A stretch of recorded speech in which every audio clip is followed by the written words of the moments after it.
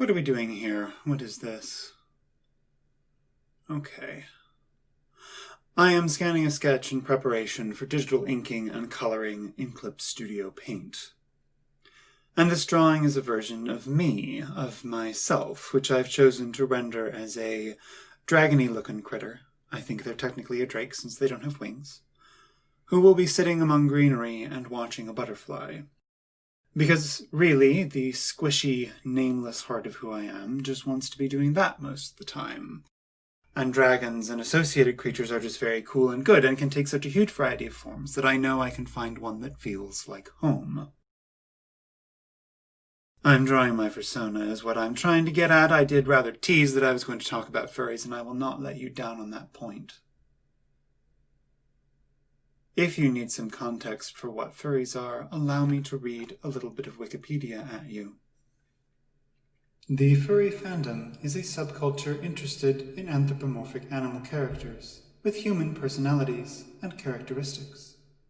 Examples of anthropomorphic attributes include exhibiting human intelligence and facial expressions, speaking, walking on two legs, and wearing clothes.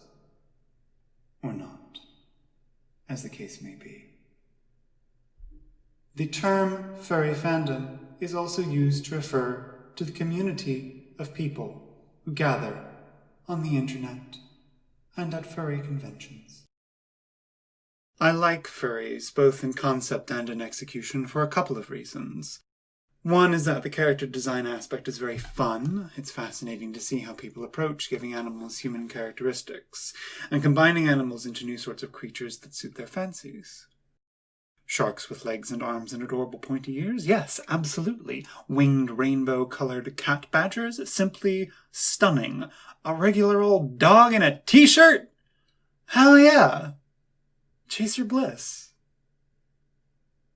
Be a cat. But for me, another deeper, gooier reason is that I have always had a hard time connecting to humans and feeling human. I've turned out to be so many things that just don't make sense and don't jive with what I was taught were human characteristics. I'm asexual and aromantic. I'm non-binary in the sense that I could not name my gender if I tried. I'm autistic. And I've struggled with depression and the desire to destroy myself. All the examples given to me when I was a kid of what humans are like and what you will grow up to be did not include anything that even remotely resembled what I have become. And don't get me wrong, what I have become can be pretty great in its own ways. It can be a challenge to love the person that I am sometimes, but I'm choosing to love that person as much as I can. But it's difficult, you know? There's so many questions I find myself asking. Am I human when I don't want to exist? Am I human when I'm afraid to leave my room? Am I human when I growl and scratch and bite myself because I can't deal with the amount of noise that's happening in my brain? Am I human when I can barely speak, or when I'm talking to myself with someone else's voice? Am I human when I can't determine my gender and don't even understand what having a gender would even feel like? Am I human when I don't understand the difference between what I feel for my friends and what I feel for my partner? Am I human when sex is just a place in my mind that's fun to visit, but not something I want to happen anywhere else? Am I human when the way I think seems so different from other people that I can't explain myself, and sometimes I don't feel like I have any real thoughts at all? Am I human when I spend all of my time in my own imagination? Am I human when all I want to be is a dragon? with a garden to care for, and nothing to worry about. No one to be, no reason to pretend. These are questions that I'm asking rhetorically, but also not rhetorically. I know not everybody believes in the restrictions that we place around what being human is, but I encounter enough people who do in my daily life that even now I perform a version of myself that lives within those boundaries, because it just feels easier to fake who I am. It's metagaming, but for actual reality, and it feels safe.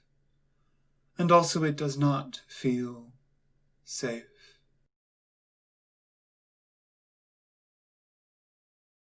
I would dearly love to be as talkative and flappy and jumpy as I want to be in the grocery store, because most busy public spaces stress me the ever-loving fuck out, and not having to actively control my body would help with that. Honestly, I'm not sure anybody would care. But the last thing I want to do is draw attention to myself.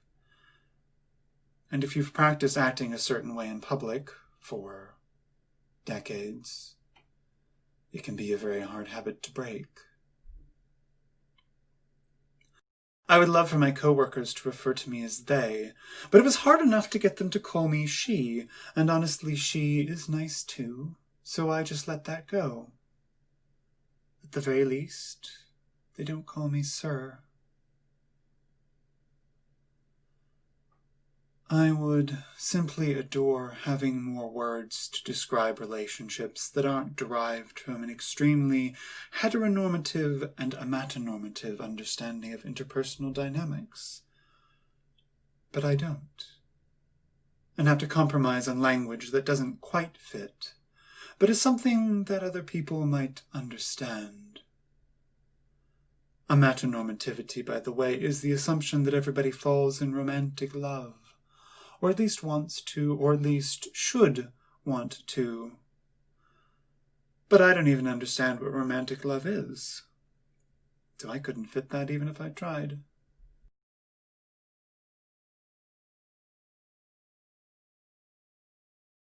You might hear me say things like that and view it as defeatist, and you are welcome to your opinion.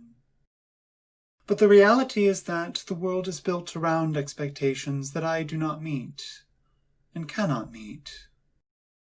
So I put on my little identity spacesuit whenever I have to venture out of the world that I have created at home, where I can really be myself, and know that I need to budget extra time to recover from the spacewalks. Maybe someday I won't need that protective equipment. But here's the thing. Y'all are gonna have to meet me, and everybody who is like me, and believe me when I say there's a lot of us that you probably don't take any notice of. At least halfway. Or maybe, hopefully, much more than halfway. Does that seem like a big ask? Maybe so. But when we live in a culture that is so fundamentally constructed around ideas of who gets to be considered human and who does not, when our so-called democracy was designed to exclude as many people as possible, when the state is the owner of violence and constantly exercises that violence against anybody who doesn't look like an extremely specific kind of person, then the most urgent task we must set for ourselves is to thoroughly and radically relearn how we think of humanity, how we think of humanness, who we think of as human. Because we failed at that. We failed ourselves and each other. But I do believe, despite everything, that we can learn to do better, and that maybe, someday, and that day could be tomorrow if you really set your mind to it, human will not be an idea with boundaries.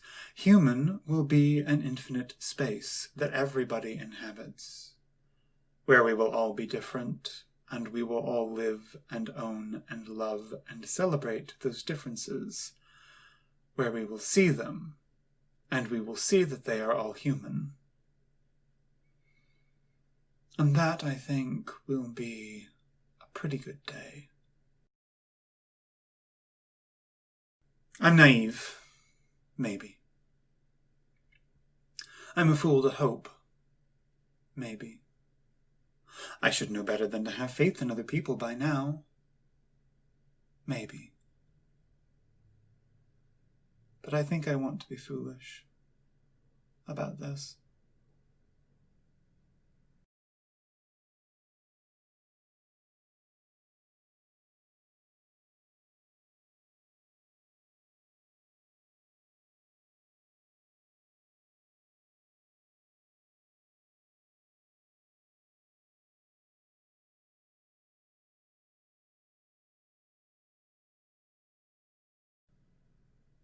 Anyway,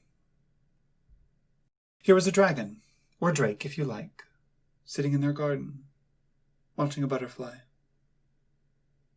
Here is a peaceful moment.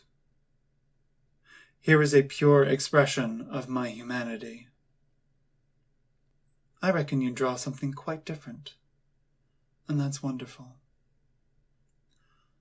I hope someday we can share what we've made and know that it's real, no matter what it looks like.